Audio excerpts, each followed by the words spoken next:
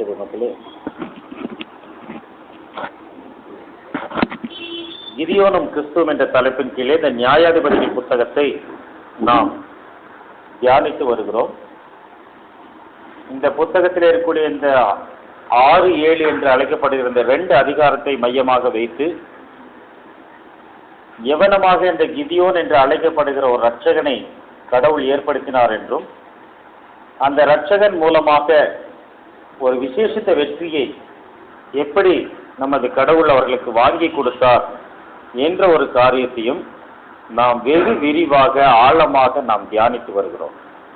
இந்த நியாயாதிபதிகள் புத்தகம் 6ஆம் அதிகாரத்தை நாம் 7 பகுதிகளாகவும், 7ஆம் அதிகாரத்தை 5 பகுதிகளாகவும் பிரித்து மொத்தம் 12 பகுதிகளாக இதை நாம் தியானிக்கக்கூடியவர்களாக நாம் இருக்கிறோம். முதலாவது, இஸ்ரேல் மக்கள் நியாயாதிபதிகள் நியாய விசாரணை செய்து வந்த காலத்தில் சிறுமைப்பட்டார்கள். சிறுமைப்படுகிறவர்கள் முறையிட்டார்கள். முறையிடுவர்கள் குற்றம் உணர்த்தப்பட்டது. குற்றம் உணர்த்தப்பட்ட பின்பு அவர்களுக்கு ஒரு இரட்சகனை ஏற்படுத்துகிறார். ஏற்படுத்தப்பட்ட இரட்சகன் செலுத்துகிற காணிக்கை, ஏற்படுத்தப்பட்ட இரட்சகன் செலுத்துகிற பலி, அந்த இரட்சகன் மூலமாக வைக்கப்பட்ட சோதனை என்று 7 பகுதிகளாக நாம் கடந்த 2-3 வாரங்களில் இந்த 6ஆம் அதிகாரத்தை நாம் தியானித்தோம். அதற்கு பின்பாக இந்த 7ஆம் அதிகாரத்தை என்ன செய்திருக்கிறோம், நாம் ஆரம்பித்திருக்கிறோம். இந்த 7ஆம் அதிகாரத்தில் மையமா நம்ம வச்சு நம்ம பார்க்கும்போது, இது போர்க்களம் செல்லக்கூடிய ஒரு சூழ்நிலையை, ஒரு அமைப்பை, அந்த பாளையத்தில் இருந்து அவர்கள் புறப்பட்டு சென்று ஒரு வியூகம் அமைத்து அதன் மூலமாக அவர்கள் போரிட்டு அவர்கள் வெற்றி பெறுகிறார்கள். இந்த காரியத்தை தான் இதில் அடிப்படையாக காணப்படுகிறது. இதில் முதல்ல வர என்னன்னு கேட்டிங்கன்னா செலெக்ஷன். முதல்ல தேர்வு செய்கிறார். 2வது என்ன பண்ணுறாரு, அவர்கள் கைகளை தைரியப்படுத்துகிறார். 2வது தைரியப்படுத்துகிறார். 3வதாக என்ன செய்கிறார், அவர்கள் செயல்படுகிறார்கள், ஆயத்தப்படுகிறார்கள், செயல்படுகிறார்கள், வெற்றி பெறுகிறார்கள். இதுதான் என்னோட இது. அப்போ இந்த இடத்துல இந்த அதிகாரத்தில் இவங்க புறப்படுகிற வேலை, எருபாகால் என்று அழைக்கப்படுகிற கிதியோன் தனது சகாக்களோடு புறப்படுகிற வேலை எதுன்னு பார்த்தீங்கன்னா, எப்பவுமே எந்த ஒரு காரியத்தை நம்ம செஞ்சாலுமே நம்ம ஒரு இடத்துக்கு போகிறோம் அப்படின்னு நம்ம முடிவு பண்ணுறோம். எப்போ போகிறோம்னு முடிவு பண்ணுறோம் இல்லைங்களா? என்ன டைமுக்கு நம்ம போகிறோம்னு முடிவு பண்ணுறோம், என்ன பர்பஸ்க்காக போகிறோம். இந்த 3 அடிப்படையாக காணப்படுகிறது இல்லைங்களா? அப்போ இவங்க போர்க்களத்துக்கு போக புறப்படுகிறார்கள். எப்போது புறப்படுறது கேட்டீங்கன்னா, காலையில் கிளம்புறாங்க, அதிகாலமே கிளம்புகிறார்கள். அப்போ அதிகாலை தேர்வினை கண்டறிகிறான்னு சொல்லியிருக்கிறார். அப்போ எந்த ஒரு காரியத்தை நம்ம பண்ணாலும் நம்ம எவ்வளோ எளியராக நம்ம அந்த காரியத்தை நம்ம செயல்படுத்த முயற்சி பண்ணுறோமோ அந்த அளவுக்கு என்ன பண்ணிடுறோம், நம்ம சீக்கிரமாக அந்த வேலையாயிடும். சீக்கிரமாக வேலையாயிடும். ஒரு வெளியூர் போகிறதா இருந்தாலும் சரி, ஒரு பிஸ்னஸை நம்ம ஒரு செய்யறதா இருந்தாலும் சரி, அல்லது ஒரு பாடத்தை படிக்கிறதா இருந்தாலும் சரி இல்லைங்களா, ஒரு சமையல் பண்ணுறதா இருந்தாலும் சரி, காலையில் நேரத்தில் எழுந்திரிச்சு அந்த வேலையை நம்ம ஆரம்பிச்சோன்னு வையுங்க, வெயில் வரக்குள்ள என்ன ஆயிடும், அந்த வேலை முடிஞ்சு போயிடும். சீக்கிரமாயிடும் இல்லைங்களா? சீக்கிரமாக வேலை முடிஞ்சு போயிடும். அப்போ போர்க்களத்துக்கு போகிற என்ன பண்ணுறாரு, அந்த 1வது காலமே எழுந்து புறப்பட்டு என்ன பண்ணுகிறது, ஆரோத் என்ற நீரூற்றுக்கிட்டே என்ன பண்ணுறாரு, அவர்கள் பாளையங்கம் இருக்கிறார்கள் அப்படின்னு அந்த இடத்துக்கு போகிறார். ஆரோது அப்படிங்கிறார். ஆரோதுங்கிறது நீரூற்றுங்கிறார். நீரூற்றுங்கும் போது அது தண்ணியை உற்பத்தி பண்ணக்கூடிய இடம் என்பதாக பார்க்கிறோம். ஃபவுண்டன் ஆஃப் இது ட்ரம்பிள் அப்படின்னு போட்டிருக்காரு. அதுக்கு ஆரோதன் நீரூற்றுக்கு என்ன பண்ணுறாரு, ஃபவுண்டன் ஆஃப் ட்ரம்பிள், நடுங்க வைக்கும் நீரூற்று. நீரூற்றை பார்த்தாவே பயமாக இருக்குங்கிறாரு. அப்போ எந்த நீரூற்றை பார்த்தா பயமாக இருக்கும்னு கேட்டிங்கன்னா, ஜீவ தண்ணீராக திருவசனத்தை எடுத்து கொடுக்கக்கூடிய நீரூற்றை பார்த்தா பயமாக இருக்குமா இருக்காதா? இருக்கும், பயம் இருக்கணும். பயத்தோடும் நடுக்கத்தோடும் கழிவுறுன்னு இருக்கிறார். நம்ம போய் அந்த பைபிளை சில பேர் பண்ணுவாங்க, இது மேலே ஏறி நிற்கலாம்பாங்க, குத்தலாம்பாங்க, சொல்லுவாங்க. ஆனால் செய்யலாமா, செய்யக்கூடியதா? மோட்ச பிரயாண புத்தகத்தில் நீங்கள் பார்த்தீங்கன்னா, அந்த சிடியில் நீங்கள் பார்த்தீங்கன்னா, அவங்கெல்லாம் கடந்து போயிடுறாங்க. அந்த மலையே தீப்பிடிச்சி எரியும். அந்த மரணங்களின் பள்ளத்தாக்கு வழியாக அவர் போயிட்டு இருப்பார். அப்போ அந்த பைபிள் அங்கே கிடக்கும் கீழே மலை மேலே ஃபுல்லாக இருக்கும். அந்த புல்லெல்லாம் எரிஞ்சிட்டு இருக்கும். அந்த பைபிள் இருந்த இடத்துல மட்டும் புல் எரியாது. அப்படி அந்த மாதிரி அவங்க எடுத்துருக்குறாங்க. ஏன் அது அழிவுக்குட்பட்டது அல்ல, அழிவுக்குட்பட்டது அல்ல. அதனால தான் என்ன பண்ணுறாங்க, அதை பார்த்தா நமக்கு ஒரு பயம். நம்ம ஒரு ஹாஸ்பிட்டலுக்கு போகிறோம், டாக்டரை பார்த்து என்ன பண்ணுவோம், என்ன பண்ணணுமா, ஹாய் டாக்டரின் காலத்தோடு கை போடணும் இல்லையா? பார்த்தோன்னா அது ஒரு மரியாதை கலந்த பயம் நமக்குள்ள இருக்கும். என்ன ஒரு டாக்டர் இல்லையா, அப்படி ஒரு மரியாதை கலந்த பயம் நமக்குள்ள இருக்கும். அப்போ இந்த ஜீவத்தண்ணீரை திருவசனத்திலே மரியாதை கலந்த பயம் நமக்கு இருக்கணும். தான் ஃபவுண்டன் ஆஃப் ட்ரம்பிளிங் என்ன பேர் அதுக்கு வந்து வச்சிருக்கிறாங்க. அப்போ என்ன பண்ணுறாரு, அவர் வந்து இந்த ஆரோதுங்கிற நீரூற்று கிட்ட போய் அவங்க என்ன பண்ணுறாங்க, தங்குறாங்க. அப்போ பக்கத்தில் ஒரு மேடு இருக்குது. அந்த மேட்டுக்கு அந்த பக்கம் என்ன பண்ணுறாங்க, வடக்கு பக்கமாக அவர்கள் வந்து மீதியானியன் பாளையம் அங்கே காணப்படுகிறது. அந்த மேட்டுக்கு பேர் என்ன கேட்டிங்கன்னா மோரே, மோரே அப்படிங்கிற மலை அப்படின்னு, மோரேங்கிற மலைக்கு அந்த பக்கம் இருக்கிறாங்க அவங்க இருக்காங்க. அப்போது அந்த மலை வந்து ஒரு படிப்பினை கொடுக்கக்கூடிய மலையாக இருக்குது. அதனால் அதுக்கு என்ன மீனிங் கொடுக்குறான்னு கேட்டிங்கன்னா டீச்சர், சூசேயர் அப்படிங்கிறாங்க, நல்ல காரியத்தை சொல்லக்கூடிய ஒரு உபாத்தியாயர் அப்படிங்கிறத அந்த மலைக்கு பேர் கொடுக்கப்படுது. இப்போ மலைன்னா ஒரு உயரமான இடம், டீச்சர் எங்கே நிற்பாங்கன்னா கொஞ்சம் உயரமான இடத்துல ஒரு பிளாட்ஃபார்ம், ஒரு ஸ்டேஜ் இல்லைங்களா? ஸோ அந்த மாதிரி ஒரு அமைப்பு. அப்போ அந்த அமைப்பு என்ன கேட்டிங்கன்னா இவர்கள் நற்காரியை வழங்கக்கூடியதாக காணப்படுறாங்க. மோரேங்கிற மேட்டில் என்ன பண்ணுறாங்க, இவங்க போய் அங்கே பாளையம் இருக்கு வடக்கே, மோரை மேட்டிற்கு பின்னாக பள்ளத்தாக்கிலே இருந்தது, அது அந்த பக்கம் அவங்க இருக்காங்க. அப்போ கீழே என்ன பண்ணுறாரு, அப்போ சொல்கிறார் அவர், உங்கள்கிட்ட இருக்க ஜனங்க ஜாஸ்தியாக இருக்கிறாங்க, என் கை என்னை ரசித்ததுன்னு இசையில் சொன்னது என்ன பண்ணுறாங்க, நீங்கள் பயம் தீவிரம் ஓடி போயிருங்கன்ட்டார். அதனால் அந்த நீரூட்டுக்கு என்ன பேர், நீரூட்டுக்கு என்ன பேர், ஃபவுண்டன் ஆஃப் ட்ரம்பிளிங் அப்படிங்கிறார் இல்லைங்களா? அதான் பயமும் திகிலும் உள்ளான மனிதர் ஓடி போயிருங்கிறார். ஐயோ வேண்டாம், இப்போ தவறு செய்கிறோன்னு ஒருத்தர் வச்சுக்குவோம், தவறு செய்கிறோம் வெறிச்சுட்டு வருவானா, ஒரு திருடன் இருக்கான், கொள்ளக்காரன் இருக்கான், அவன் போலீஸ்காரர்கிட்ட பக்கத்தில் பேசுவானா, பேச மாட்டான், ஏன்னா ஒழிச்சுக்குவான், ஏன்னா பக்கம் வர முடியாது. அப்போது இந்த நீரூற்று பக்கத்தில் யாரும் வரமாட்டான். இதுக்கு விரோதமாக செயல்படுகிறவர்கள் இல்லைங்களா என்ன பண்ணுவாங்க, இந்த திருவசனத்தின் அருகாமையில் வருவதற்கு பயப்படுவாங்க. பயமும் திகிலும் இருக்கிறார், அதாவது நடுக்கமும் திகிலும், பயத்தோடும் நடுக்கத்தோடும். அது வந்து இது வந்து பயமும் திகிலும்ங்கிறார். அப்போ அது என்ன நடுக்கும், ஆவியில் வருமுன்னு வசனத்துக்கு நடுக்கவே நோக்கிப்பார். ஏசை 66:2-5 சொல்றது வசனத்துக்கு நோக்கி, வசனத்துக்கு நடுவே நோக்கி பார்ப்பேங்க. அப்போ திகில், வசனத்தை வரும்போது திகில், ஐயோ அப்படியா வேண்டாம் இல்லைங்களா? அப்போ அந்தளவுக்கு என்ன பண்ணுறாரு, உள்ள ஓடி போயிரு அப்படிங்கிறாரு. அப்போ 22,000 ஓடிடுறாங்க, மொத்தம் 10,000 பேர் தான் இருக்கிறாங்க. அப்போ இன்னும் அதிகமாக இருக்கிறாங்கன்றது என்ன பண்ணுறாரு அவர், அந்த நீர்நிலையில் என்ன பண்ணுறாரு, தண்ணி குடிக்கிறதுக்காக என்ன பண்ணுறாரு, பரீட்சை பார்த்தவர்களை அனுப்புகிறார்.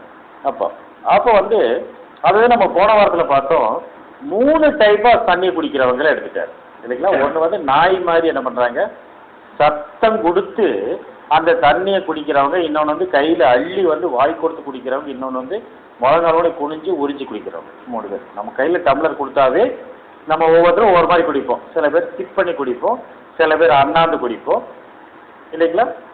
சில பேர் என்ன பண்ணுவோம், அண்ணாந்து குடிக்கிற மாதிரி ஸ்டிக் பண்ணுவோம் இல்லைங்களா? இப்படி அண்ணாந்து கடற்கரைன்னு ஊற்றுறது ஒன்று இல்லைங்களா? இப்படி வாயில் வச்சுட்டு இப்படி அண்ணாந்து ஊற்றுறது, உதட்டு டச் பண்ணிட்டு ஊற்றுறது, அதுக்கு இப்படியே உறிஞ்சி குடிக்க வேண்டியதான் இல்லைங்களா? தவி குடிக்கிறது, உறிஞ்சி குடிக்கிறது வேற, அப்படி ஊற்றுறது, அண்ணாந்து ஊற்றுறது, இப்படி 3 டைப்பாக வந்து தண்ணி குடிக்கிறோம், நம்மள குடிக்கிறோம். அப்போ அந்த மாதிரி என்ன பண்ணுறது, தண்ணி குடிக்கிறவனை வந்து என்ன மாதிரி டெஸ்ட் பண்ணுறாரு. அப்போ தங்களை வாய் கொடுத்து தண்ணி குடித்தவங்க தனியாக நிறுத்திட்டார். அப்போ எந்த தண்ணி கிட்டே திருவசனமாக ஜீவ தண்ணீர் குடிக்கிறவர்கள் வந்து உறிஞ்சி குடிக்கிறவர்கள் அதிகமாக குடிக்க மாட்டாங்க. நாய் மாதிரி குடிக்கிறவங்க குடிக்கவே மாட்டாங்க, சத்தம் தான் வர்றாங்க, சத்தம் தான் வரும். ஆமாம், எனக்கு தெரிஞ்ச ஒருத்தர் காலையில் 4 மணிக்கு எந்திரிக்கிறார். 4 மணிக்கு எந்திரிச்சு என்ன பண்ணுறாரு, அவர் வந்து ப்ரேயர் பண்ணுறாரு. ஒரு 1 மணி நேரம் ஒர்ஷிப், அந்நிய பாஷையில் பாட்டு பாடி அடித்து தள்ளி ஒரு 1 ஹவர், அப்புறம் ஒரு 1/2 மணி நேரம் ஜபம். ஜபத்துலேயும் அந்நிய பாஷை வரும், பாட்டிலையும் அந்நிய பாஷை வரும். இதை 1.5 மணி நேரம் வேஸ்ட் பண்ணுறாரு. எனக்கு சரி, நீங்கள் 4 மணிக்கு எழுந்திரிச்சு 1.5 மணி நேரம் இந்த வேலையை நீங்கள் செய்கிறீங்களே, எவ்வளோ நேரம் பைபிள் வாசிக்கணும்? பைபிள் நான் நைட்டில் வாசிக்கணும், எவ்வளோ நேரம்? 10 நிமிஷம், 10 நிமிஷம் பைபிள். என்னங்க இது, எப்படி இது, எப்படி இது இல்லைங்களா? அப்போ வந்து அது அளப்பறது தான். அது தண்ணி பக்கத்தில் தான் இருக்குது, ஓட்டு அது தண்ணி லப்ப லப்ப லப்பம் சத்தம் வரும் தண்ணியில், அது இல்லைங்களா? ஒரு ஒரு மனுஷருடைய சரீரத்தில் வந்து நாக்கு தானே சத்தம் கொடுக்குற அவயமாக இருக்குது இல்லைங்களா? நாக்கோட சுழற்சி இல்லைன்னா பேச்சு வருமா? வராது இல்லைங்களா? அப்போ அது சத்தம் வர்றது நாக்கு தான் சத்தம் கொடுக்குது. அது தண்ணியில் சத்தம் போட அது வந்து அது ஒரு இன்ஸ்ட்ருமெண்ட் வச்சுக்கிற மாதிரி சத்தம் ஜாஸ்தி கிடைக்கும் இல்லைங்களா? அது வந்து எக்கோ அதில் வரும் சரிங்களா? அப்போ அந்த மாதிரி என்ன பண்ணுறாங்க, அந்த எக்கோ கொடுத்து இதை வச்சுட்டு இந்த தண்ணியை வச்சுக்கிட்டு அது சத்தம் போட்டு குடிக்கிற மாதிரி பண்ண ஒருத்தர் குடிக்கும், ஒருத்தர் குடிக்கும். அந்த மாதிரி அது வேணாம்ன்ற தனியாக நிறுத்து வீட்டுக்கு போக சொல்லிருக்கிற, அவன் வீட்டுக்கு போயிட சொல்லிருக்கிற. இன்னொருத்த உறிஞ்சி குடிக்கிறாங்க, அவனும் அதிகமாக குடிக்க மாட்டான், குடிப்பான் ஆனால் அதிகமாக குடிக்க மாட்டான். ஆனால் இது உங்க போர்க்களத்தை நோக்கி போறவங்க அவங்க போய் முழங்கால் போடுறாங்க, குனியறாங்க, கையில் அள்ளுறாங்க, வாய் கொடுத்து குடிக்கிறாங்க. பார்வைங்க முன்னாடி இல்லைங்களா? தண்ணி இப்படி அள்ளி இப்படி குடிக்கும்போது பார்வைங்க முன்னாடி அம்புட்டான்னா நாய் குடிக்கிற குத்தி குடிச்சிருந்தானா அம்புட்டா என்ன ஆகிரும்? பொல்லாங்கனி அக்னி அஸ்திரம் கேடை இல்லை இல்லைங்களா? விசுவாசம் என்ன கேடை இல்லை, நகுத்து பட்டு கை வந்துடுவாங்க, கழுத்தில் வடிக்கும் நேராக வந்து இந்த ரெண்டு பேர்த்துக்கும் இல்லைங்களா? கழுத்தில் அடிக்கும். ஆனால் இவங்க வந்து வாய் கொடுத்து முன்னாடி பார்த்துட்டே குடிக்கும்போது இவங்க அலர்ட்டா முன்னாடியும் பார்க்குறாங்க என்ன நடக்குதுங்கிறத, தண்ணியும் நிறைய உள்ள போகுது, தாழ்மையாக முழங்காலும் போட்டுக்கிறாங்க இல்லைங்களா? நாமும் தாழ்மையாக முழங்கால் படிக்கிட்டு கையில் அள்ளி இந்த திருவசனத்தை என்ன பண்ணணும்? நீங்கள் எப்படி பைபிள் படிப்பீங்க? எல்லாம் இப்போ பைபிள் எல்லாம் எங்கே வச்சுட்டு இருக்கிறீங்க? உங்கள் கை டச் பண்ணிட்டு இருக்கா இல்லையா? இல்லை தூரமாக வச்சுட்டு சில பேர் அப்படியே ஒரு ஒரு மயில் இறக வச்சுட்டு இப்படியே படிப்பாங்க, பார்த்துருக்கீங்களா? மயில் இறகை இப்படி இப்படி படிச்சுட்டு போவாங்க. அப்படி இல்லை, நம்ம கை இல்லைங்களா? கையை கொடுத்து வாய்க்கு எடுக்கிறோம் இல்லைங்களா? சத்தம் போட்டு படிக்கிறீங்க, உச்சரிக்கிறீங்க, சத்தம் போட்டு படிக்கிறீங்க, உச்சரிக்கிறீங்க, அது மனசுல பதியுது இல்லைங்களா? அப்போ அந்த அலர்ட் இருக்கும். அவன் அம்பு நகர்ந்துருவான், தண்ணி மட்டுக்குள்ள போயிடும், அவன் நகர்ந்துருவான், அவன் வெளியே போயிடும் புரியுங்களா? அப்போ அப்படிப்பட்ட ஜனங்களை தான் என்ன பண்றாரு, செலக்ஷன் பண்றாரு. வசனத்தின்படி ஒருத்தவன் சொன்னா வசனத்தின்படி போதிக்கிறவர் அப்படிங்கிறார். ஒருத்தன் உதவி செஞ்சால் தேவன் தந்தலும் பலத்தின்படி செய்யக்கிறார். 1 பேதுரு 4:11 1 பேர் 4 பேர்.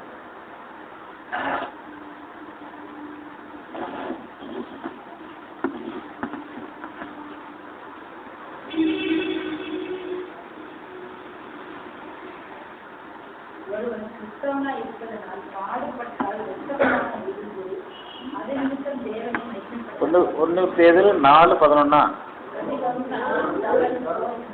ஒரு போதித்தால் பாத்தீங்களா? இந்த வாக்கியங்களின் படிதான் போதிக்கணும். இந்த வாக்கியங்களின் படிதான் போதிக்கணும். இந்த வாக்கியத்துக்கு அர்த்தம் வந்து வாக்கியத்துல தான் இருக்கணும் இல்லைங்க? வாக்கியத்துல அர்த்தம் எங்க இருக்கும்? வாக்கியத்துல தான் இருக்கும், வேற எங்கேயும் இருக்காது. அப்ப அந்த வாக்கியத்தின் படிதான் நீங்க போதிக்கணும். பார்த்தீங்களா? உதவி செஞ்சு என்ன அவர் ஒரு பலன் கொடுக்குறாங்க இல்லையா? அந்த பலன்ல நீங்க உதவி செய்யுங்க. அது வந்து ஒரு பொருளை தூக்குற, கீழே உழுது போன ஒரு ஆட்டை தூக்குறதா இருக்கலாம், ஒருவனுக்கு வந்து ஒரு பொருள் கொடுத்து உதவுறதா இருக்கலாம், ஒருத்தருக்கு ஒரு உணவை பகிர்ந்து கொடுக்கறதா இருக்கலாம், இல்லை ஒரு ஒரு கம்பெனியை கொடுக்கறதா இருக்கலாம். எதா இருந்தாலும் சரி, அது தேவன் தந்தரிலும் பலத்தின்படி என்ன பண்ணுங்க, உதவி செய்யுங்க அப்படிங்கிறார். எல்லாவற்றிலேயும் இயேசு கிறிஸ்துவின் மூலமாய் தேவன் மகிமைப்படுத்த வேற எதுக்கு செய்ய, மனுஷன் பார்க்கறதுக்காக செய்யாதீங்க. இன்னைக்கு செய்யறதால மனுஷன் பார்க்க தான் செய்யறாங்க இல்லைங்களா? முக்கால்வாசி வால் போஸ்ட் நோட்டீஸ் கிடைக்கும்போது அதெல்லாம் பாருங்க, பிரசங்கியாரெல்லாம் என்ன அவங்களுக்கு முன்னாடி இருக்குது, அவங்களோட ஒரு மைக் இருக்கும். மைக் இல்லாம போட்டாவே இல்லை. பிரசங்கியாருக்கு இருக்கு பாருங்க இல்லையா? மைக் எதுக்கு? அவர் பேசுறது எல்லாத்துக்கும் தெளிவா கேட்கணுங்கிறதுக்காக தான் மைக்கு. அது எதுக்கு போட்டால? அப்பா புகழ். ஓஹோ ஓ அப்பான்னு சொல்ல, அவர் அரியலூர் ரசிகா வர்றாரா? போட்டிருக்க அப்பா புகழ். ஆமா ஆமா ஆமா, நானும் அது அவருக்கு ப்ரோக்ராமுக்கு கோஆர்டினேட் பண்ணேன். அவர் அரியலூர் ரசி வந்திருந்தாரு, பிளஸிங் கேட்டரிங் திறப்பு விழாக்கு வந்திருந்தாரு. அப்போ வந்து நான் அவர் கேசட்டை பார்த்துருந்ததுனால அவருக்கு அனௌன்ஸ்மெண்ட் பண்ணும்போது காட்டுப்புறாவின் சத்தம் இதோ வருகிறது. அவருக்கு குசி ஆகி போச்சு, அவருக்கு நம்மளை மறக்கவே மாட்டேன்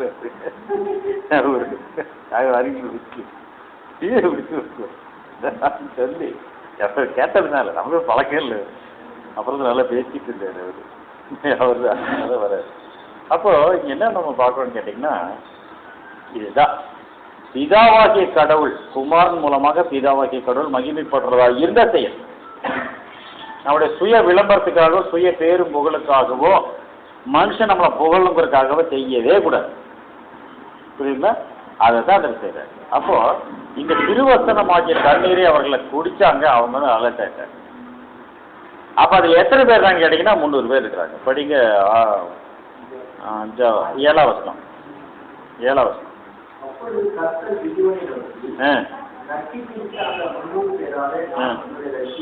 அதை வாய் கொடுத்து நக்கி கொண்டவர்கள், சும்மா நக்கி குடிச்சவன் இல்லை, நாய் மாதிரி நக்கி குடிச்சோன்னு சொல்லல, வாய் கொடுத்து நக்கி கொண்டவர்கள்.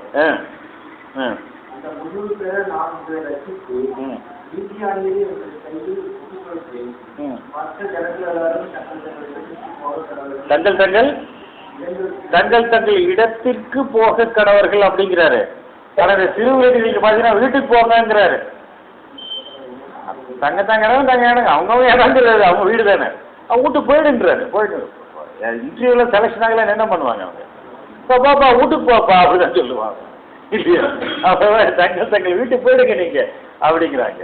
அப்ப இவங்க கையில என்னத்தை கொடுக்குறாங்க பாருங்க. அடுத்த வசனம் 8ஆம்.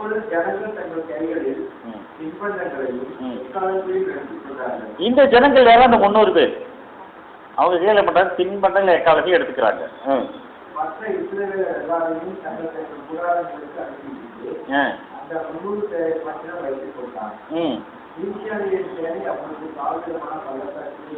ஆமா, இப்ப இவர்கள் உயரமான இடங்கள் இருக்கிறார்கள், அவர்களும் தாழ்வு இடங்களில் இருக்கிறார்கள் இல்லைங்களா? இப்ப இந்த 300 பேர் கையில எக்காலத்தை கொடுத்துட்டாரு, தின்பண்டம் கொடுத்துட்டாரு, சாப்பிட்றதுக்கு கொடுத்துட்டாரு. முதல்ல தண்ணி குடிக்க சொன்னாரு, 2வது தின்பண்டம் கொடுத்துட்டாரு இல்லைங்களா? அப்ப வந்து தண்ணிங்கிறது லிக்விட் ஃபார்ம்ல இருக்குது, தின்பண்டம்ங்கிறது சாலிட் ஸ்டேட்ல இருக்குது இல்லைங்களா? அப்ப முதல்ல லிக்விட் கொடுக்குறாரு, அப்புறம் மாட்டாரு சாலிட் கொடுக்குறாரு. அப்ப என்ன அர்த்தம்? பலமான ஆகாரத்தை கொடுக்குறாரு இல்லைங்களா? முதல்ல வந்து தண்ணி பால் இதெல்லாம் திட உணவு அல்ல. அப்போ வந்து இது வந்து சாலிட் ஃபுட்டுங்கிறது வந்து திட உணவு, அது பலமான ஆகாரம். புரியுதுங்களா? அப்புறம் பலமான ஆகாரத்தை கொடுக்குறாரு. பலமான ஆகாரத்தை கொடுத்து என்ன பண்றாரு, அவங்க வந்து பிராக்டிஸ் பண்ணணும். எக்காலம் உடனே ஊத முடியுமா? எக்காலத்தையும் கையில் கொடுத்தாரு. ஏன்னா அங்கே வந்து அவங்க செய்ய வேண்டிய வேலை ஒன்று தான். மெயின் வேலை வந்து மெயின் வேலை எதுலன்னு கேட்டீங்கன்னா எக்காலத்தில் தான் வேலை. அந்த அதனால எக்காலத்தை பானையை கொடுத்தாரு. அந்த இடத்துல பானையை முதல்ல கொடுக்கல, தீவட்டியும் கொடுக்கல, முதல்ல திங்கிறதுக்கு தான் கொடுக்குறாரு இல்லைங்களா? முதல்ல திங்கரை கொடுத்துட்டு எக்காலத்தை கையில் கொடுத்தாரு. அப்படின்னா நாமளும் என்ன பண்ணணும்னு கேட்டிங்கன்னா, நம்ம தின்பண்டத்தை நம்ம வந்து என்ன பண்ணணும், கரெக்டாக நம்ம சாப்பிடணும். நம்ம தண்ணி குடிச்சா மட்டும் பத்தாது இல்லைங்களா? இப்போ நம்ம நிறைய ப்ரேயர் மீட்டிங்ஸ் நம்ம போகிறோம். நிறைய ப்ரேயர் மீட்டிங்ஸ் என்ன கொடுக்குறாங்க? வெறும் காஃபி கொடுப்பாங்களா? வெறும் டீ கொடுக்குறாங்களா? இல்லையே. ஒரு ஸ்நாக்ஸ் இல்லைங்களா? ஏதோ ஒரு சாலிட் ஃபுட்டு ஏன் கொடுக்குறாங்க? ஏதோ அவங்க கொடுக்குறாங்க, ஏதோ பசியாக கொடுக்குறாங்க சொல்லலாம். அதில் நம்ம என்ன புரிஞ்சுக்கிறோம்னு கேட்டோம்னா, உங்களுக்கு வந்து லிக்விட் டயட்டு நம்மளுக்கு வேணும், நம்ம சாலிட் டயட்டு அதை நம்ம தெரிஞ்சுக்கணும். இதை கொடுத்தா, அதை வடையை கொடுத்தா, காப்பியை கொடுத்தா, டீயை கொடுத்தா, பஜ்ஜியை கொடுத்தா அப்படின்ட்டு வந்து நம்ம வந்து பிரமாதம் இல்லை. இந்த உணவு நமக்கு வேணும், அப்படி உணர்வு நமக்குள்ள வரணும். அதுதான் என்ன பண்ணுறாரு, அவருக்கு வேணும் தின்பண்டங்கள். தின்பண்டங்கள்ங்கிற வார்த்தையே வந்து என்ன பண்ணும், நாய்க்கு மணி எடுத்த சொல்லு உரிமை அந்த மாதிரி வார்த்தை இல்லைங்களா? அது இல்லை. தீனி இருக்கா அப்படின்னு கேட்பாங்களே சின்ன பிள்ளைங்க வீட்டுக்கு வந்து, தீனி இருக்கா, தின்பண்டம் இருக்கா. அப்போ இது வந்து எனக்கு கேட்டீங்கன்னா அவங்களுக்கு பிரியமான உணவாக அமைகிறது இந்த திருவசனமாகிய பலமான ஆகாரம் என்பதா பார்க்குறோம். நன்மை தீமை இன்னதென்று பொது தெரியத்தக்க முயற்சியுடைய ஞானேந்திரர்களை பூர்வதற்கே தகுந்த அப்படிப்பட்ட உணவு அவர் கொடுக்குறாரு. அவர் கொடுத்து என்ன பண்ணிட்டாரு, இந்த 300 பேர்த்த வச்சு தான் நான் ஜெயிக்க போறேன்னு சொல்லிட்டாரு. ஆனால் பயமா இருக்குமா இருக்காதா? அவங்க பார்த்தோம்னா பெரிய கடல் மாதிரி இருக்கு, கடற்கரை மணல் மாதிரி ஒட்டகம் படுத்து கிடக்கு. இவன் 300 பேர் நீ பாப்பா ஜெயிப்பேன்னு சொன்னா அவனுக்கு பயம் இருக்குமா இருக்காதா? படையை லீட் பண்றதுக்கு பயம் இருக்கு இல்லையா? அதுதான் அந்த இடத்துல பார்க்குறோம். அடுத்த பகுதியாக பாருங்க 9, 10.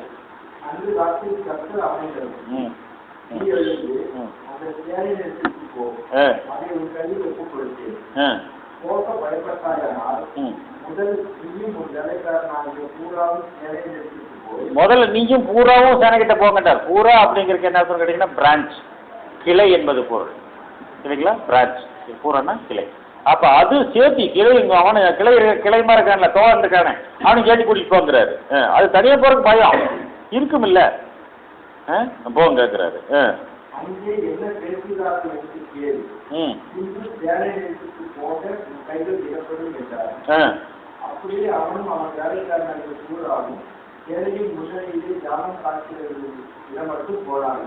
அப்ப ஜாமம் காக்கிறவங்க வரைக்கும் போயிட்டாங்க அவங்க.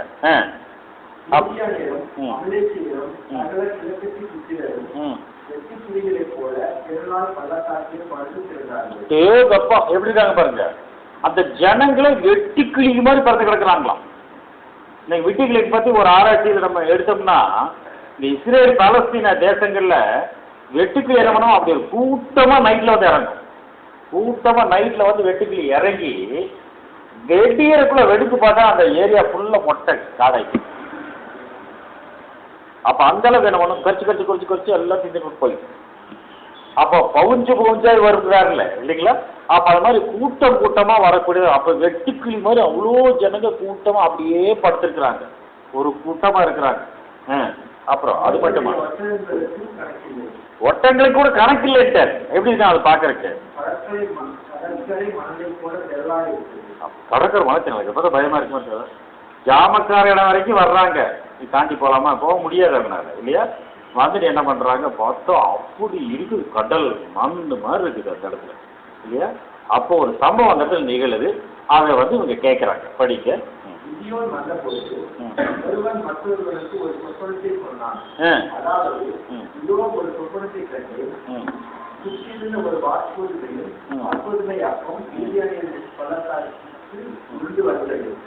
அது கூடாரம் மட்டும் வந்த போது அது விலத்தள்ளி தீர்த்து போட்டது, கூடாரம் விழுந்து கிடந்தது என்றார்.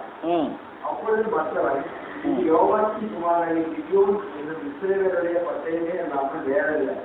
தேவன் மீதியானியரையும் சேனை அனைத்தையும் அவர் கையிலே ஒப்புக் கொடுத்தார் என்றார். பாத்தீங்களா? அப்ப ஒரு வட்டமா இருக்கக்கூடிய ஒரு பெரிய அப்பம், சுடப்பட்ட அப்பம்ங்கிறார், வார்கோதுமை அப்பம்ங்கிறார்.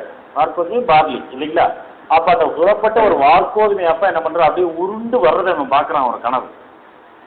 அந்த அப்பம் வந்து என்ன பண்ணுறது, நேர கூடாரத்துல மோதுது. மோதுறோன்னு என்னாச்சுன்னு கேட்டீங்கன்னா கூடாரம் அப்படி விழுந்துருச்சு. இதுதான் அந்த கனவு. இந்த கனவை தான் என்ன பண்றாரு அவர் சொல்றாரு.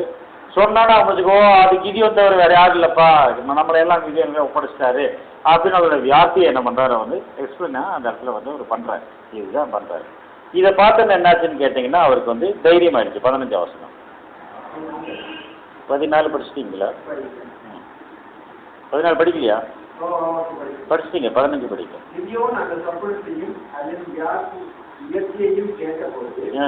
அவன் படிந்து கொண்டு இஸ்ரவேலின் பாளையத்தை திரும்பி வந்து எழுந்திருந்தோ கர்த்தர் மீதியானியர் பாளையத்தை உங்கள் கையிலே ஒப்புக் கொடுத்தார். பாத்தீங்களா? அப்போ புரிஞ்சு அவங்க ஒரு தைரியம் வந்துச்சு அந்த இடத்துல. அதை தைரியப்படுத்துங்கள். 2வது பாட்டு வந்து தெரிவு செய்த 2வது பாட்டு தைரியப்படுத்துங்கள். அப்ப எப்படி தைரியம் அவனுக்கு வந்துச்சுன்னு கேட்டீங்கன்னா, அந்த ராக்காலத்தில் என்ன செய்யறார்கள், இவனும் இவன் வேலைக்காரனாகிய பூராவும் செல்லுகிறார்கள் இல்லைங்களா? இவனோடு இவனுடைய கிளையாக பூரா வருகிறார். இவர் 20மாக அந்த பாளையத்துக்கு வரைக்கும் வந்து என்ன பண்றாங்க, ஜாமக்கார வரைக்கும் நின்று பார்க்கும்போது அங்க 2 பேர் பேசி எல்லாம் தூங்குறாங்க, எல்லாம் படுத்து கிடக்குறாங்க, எல்லாம் தூங்குறாங்க. அப்ப அந்த 2 பேர் பேசுறத வந்து இவங்க காது கேட்குது. அப்ப அந்த இடத்துல சுடப்பட்ட வார்கோதுமை அப்பம்ங்கிறது எதுன்னு கேட்டீங்கன்னா ஆண்டவராக இயேசு அவன் கனவுல பார்த்தது. அந்த இடத்துல அது கிதியோன் தான் அவன் சொல்றான். ஆனா கிதியோனுக்கு அப்பங்கிற பேர் இருக்கான்னு கேட்டா இல்ல, யாருக்கு அப்பங்கிற பேர் இருக்குன்னு கேட்டா ஆண்டவராக இயேசு இருக்கு. அந்த யோவான் 6:48 நம்ம படிச்சிருக்கோம் இல்லைங்களா? 6:48 அது நான் ஜீவப்பம், நான் உங்களுக்கு பிதாக்கள் வந்து வானத்திலிருந்து மன்னாவை பூச்சாங்க, ஒன்றும் ஜீவன் இல்லை, அந்த வானத்திலிருந்து இறங்கிய அப்பம் இதுவே அப்படின்னா சுடப்பட்ட அப்பம் ஒரு உருண்டு வருது, மேலிருந்து வருது. அப்ப வானத்திலிருந்து இறங்கிய அப்பம் எது? வார்கோதுமை அப்பம், சுடப்பட்ட அப்பம். சுடப்பட்ட அப்பம்ங்கிறார் இயேசு கிறிஸ்து தன்னை ஜீவனை கொடுத்து அப்பமாக மாற்றப்பட்டு திருச்சபைக்கு தன்னை வழங்கி இருக்கக்கூடிய சூழ்நிலை இது. சுடப்பட்ட அப்பம் தானே அது. அப்ப அந்த சுடப்பட்ட அப்பம் வந்து வருது, நேரம் வந்து மோதுது. அது வந்து அப்படியே உருண்டு வந்து உளுந்தோன்னு என்னாச்சுன்னு கேட்டீங்கன்னா அந்த விடாது. அப்ப அது உருண்டு வந்து உளுந்துதுன்னு உடனே நமக்கு ஒரு சம்பவம் ஞாபகத்துக்கு வந்துடும். எது எது தானியல் ஞாபகத்துக்கு வந்துடும் இல்லைங்களா? உடனே என்ன பண்ணணும், தானியல் ஞாபகத்துக்கு வந்துடுறாரு. அதான் உங்களுக்கு வந்து கன்கரன்ஸும் வேண்டாம், ரெஃபரன்ஸும் வேண்டாம். இது உருண்டு வந்து உளுந்துச்சின்னு உடனே நீங்க அங்க போய் அதை படிச்சுட்டா இருக்கு இல்ல தெரியாது. அப்ப அங்க போய் நம்ம கேட்டீங்க அங்க என்ன நடக்குதுன்னு நம்ம வந்து பாக்குறோம். 2ஆம் அதிகாரம் 44, 34, 35. 2:44, 34, 35.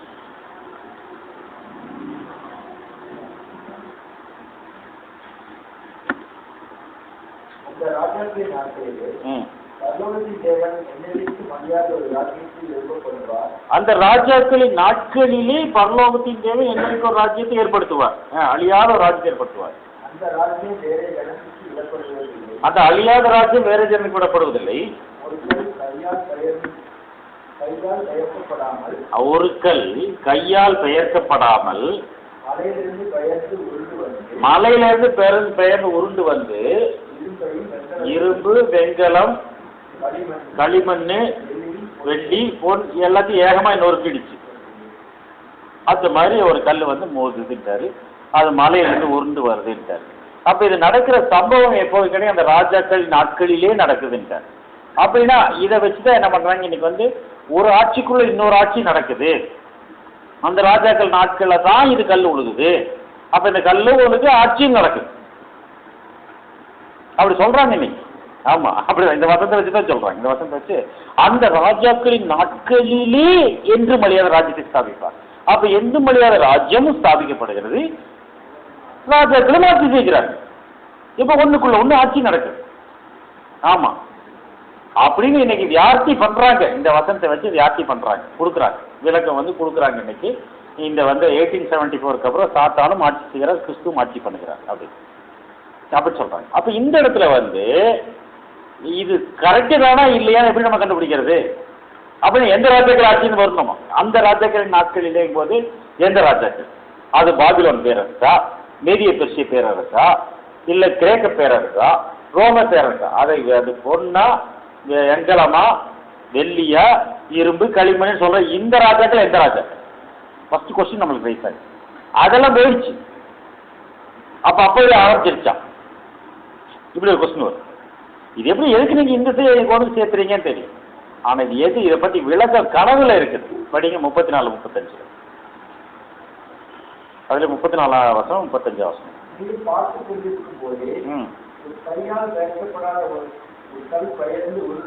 பாத்தீங்களா? நீங்க பார்த்துட்டு இருக்கும் போதே ஒரு கையில் கல்லால் பெயர்க்க ஒரு கல் பெயர்ந்து உருண்டு வருது, வார்க்கோ அப்ப மாதிரி.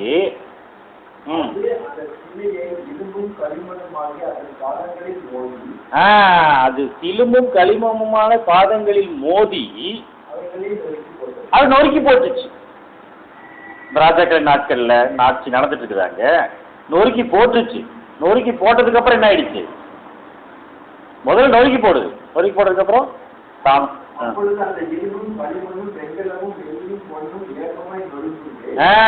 அந்த ராஜாக்கள்ல அது ஆட்சியில் இல்லது. இந்த கல்லு மோதின உடனே இரும்பு, வெண்கலம், பொண்ணு, வெள்ளி இதெல்லாம் ஏகமாய் நொறுக்குண்டு கோடை காலத்துல பதற போல பறந்து போற மாதிரி ஆகி போச்சு. இப்ப கல் என்ன வாங்குது பாருங்க.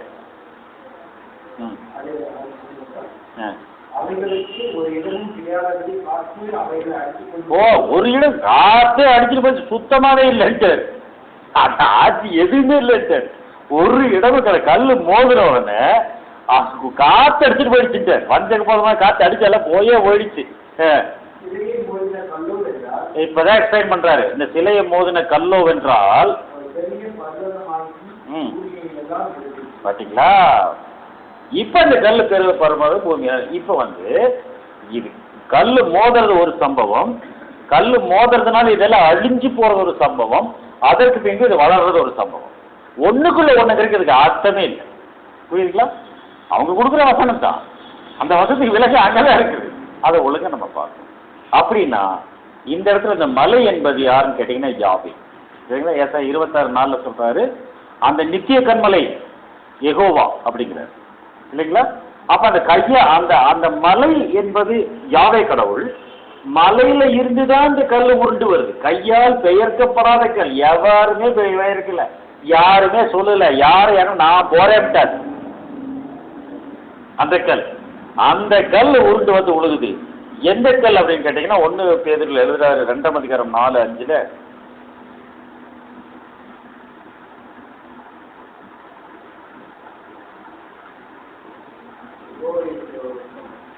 1 பேதுரு 2:4-5.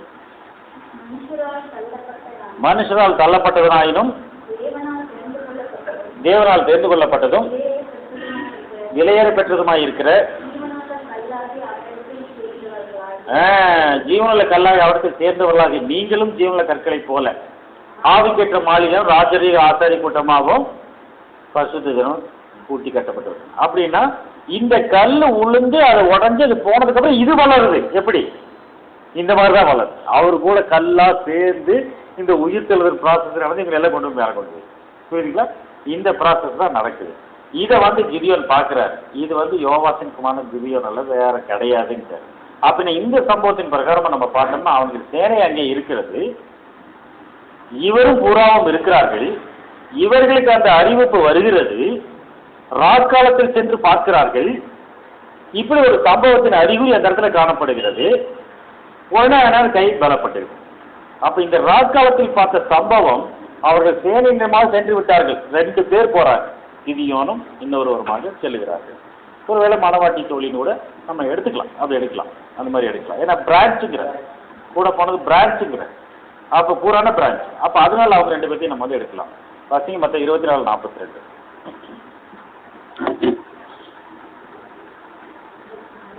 42.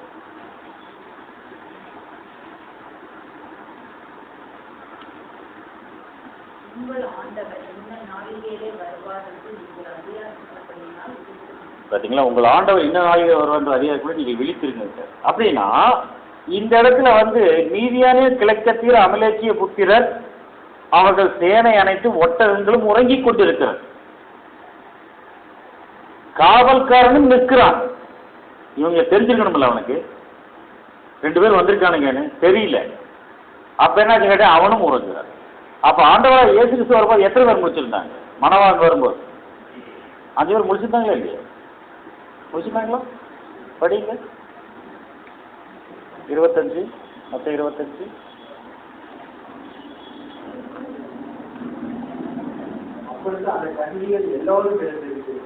அதுக்கு முன்னாடி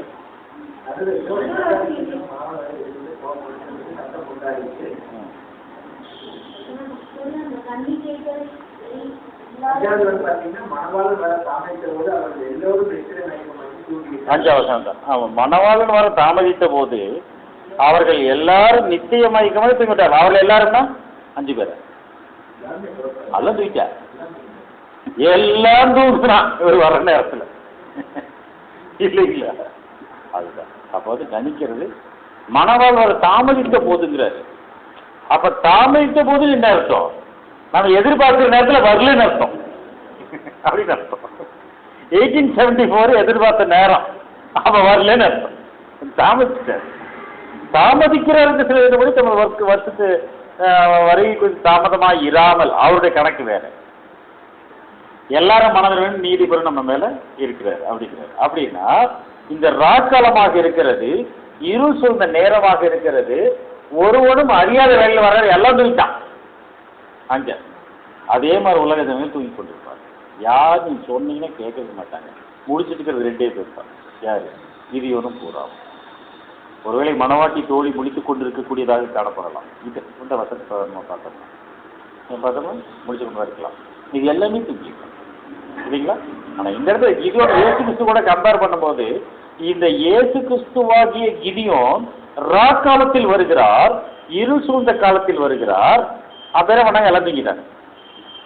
அப்படி எடுக்கலாம். அந்த ஆங்கிள் வந்து நம்ம எடுக்கணும். இந்த இடத்துல நம்ம அப்படி எடுக்கிறோம். அப்புறம் என்ன பண்ணிடுறாங்க, இப்போ அவன் என்ன சொல்றான்னு கேட்டீங்கன்னா, கனவை பார்த்துட்டு கிதியோன் என்னும் இஸ்ரவேலுடைய பட்டயமே அல்லாமல் வேற இல்லைங்கிறான். அப்படின்னா கிதியோனை எது கூட கம்பேர் பண்றான்? பட்டயத்து கூட கம்பேர் பண்றான் அந்த இடத்துக்கு, இல்லைங்களா? இது கிதியோங்கிற பட்டயம்ங்கிறான். இல்லையா? இயேசு கிறிஸ்து என்ன பேர்?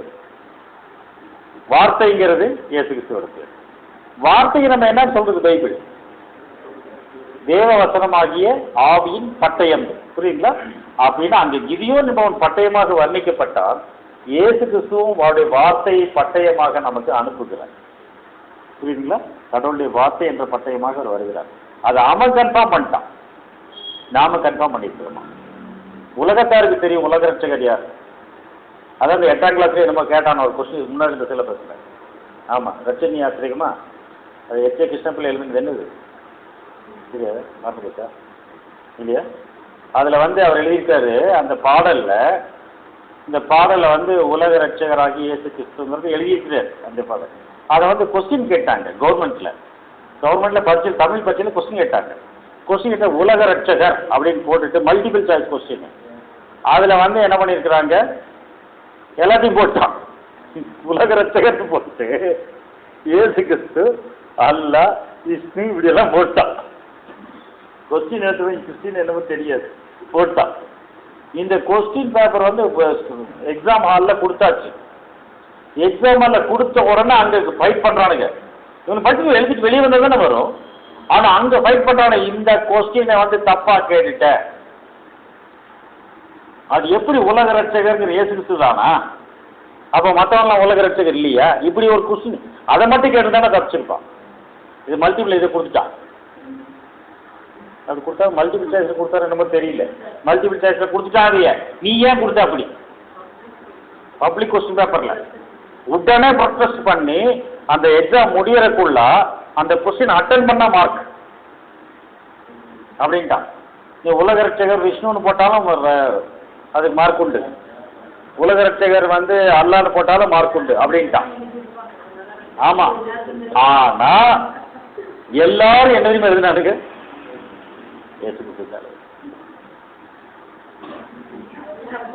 எல்லாரும் நீ எதுல இருந்தாலும் மார்க்குன்னு சொன்னது வேஸ்டா போய் எல்லாரும் இயேசுக்கு அடிச்சா.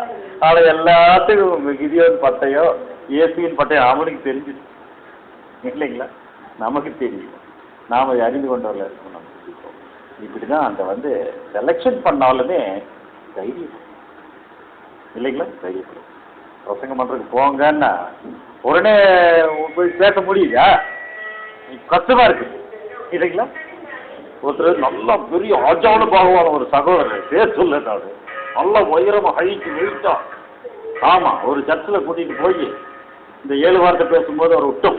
அவரை பார்த்தா எல்லாரும் பயந்துட்டாங்க, கோலியாஸ் மாதிரி இருக்காரு.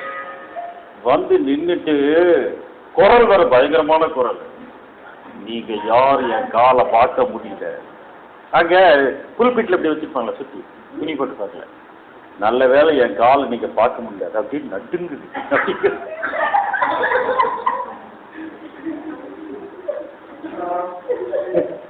2 பேரும் எனக்கு வேர்க்குது அப்படின்னு பேசுறாங்க. அது சொல்லவே வேண்டாம், யாருக்கு தெரியும்? புரியுங்களா? அப்போ அப்படிப்பட்ட உணர்வு இருக்கு வர்றதுனால நம்ம தைரியப்படும். நீர் ஒண்ணு இருக்கிறது வெள்ளத்தோடு ஒரே மனுஷன் அடிக்கிற மாதிரி எல்லாத்தையும் அடிச்சு, நீ ஒரு ஆளா நின்று எல்லாத்தையும் அடிச்சிடுறாரு. ஓடி நான் கூட இருக்கேன். ஆனாலும் என்ன பண்றாரு? இந்த காட்சியை கொடுத்து அவரை தைரியப்படுத்துகிறார், நம்மையும் தைரியப்படுத்துகிறார் இல்லைங்களா? இயேசுவின் வார்த்தைகள் நம்ம யாருலாவும் தைரியமாகவும் காணப்படுகிறது. ஏன்னா இந்த வார்த்தையின் வழியில அடுத்த பகுதி எப்படி ஜெயிச்சாங்க அப்படின்னு செயல்படுதல், வெற்றி பெறுதல் 2 பகுதியை சட்டத்திட்டமாக வரக்கூடிய வார்த்தையை நாம் தியானித்து, அதுதான் மேஜர் பார்த்து. அதுதான் அது கத்தியும் இல்லை, ஒரு சின்ன பிளேடு கூட இல்லை, எந்த ஆயுதமும் கிடையாது. அப்ப எந்த ஆயுதமும் இல்லாம இவ்வளவு பெரிய சேனை, கடல் மாதிரி மணல் மாதிரி இருக்குது, வெட்டுக்கிளி மாதிரி பார்த்து எப்படி வச்சுக்கணும்? வெறும் 300 பேர் முடியுமா? ஒண்ணும் இல்லையே, ஆயுதமும் இல்லையே. இது ப்ராசஸ் சரியா இருக்குமா? இது ஒருவேளை இடி இடிச்சு மின்னல் அது ஓட்டி விட்டாரா? இயற்கையின் சீக்கிரம் ஓடுது? அதுவும் கிடையாது.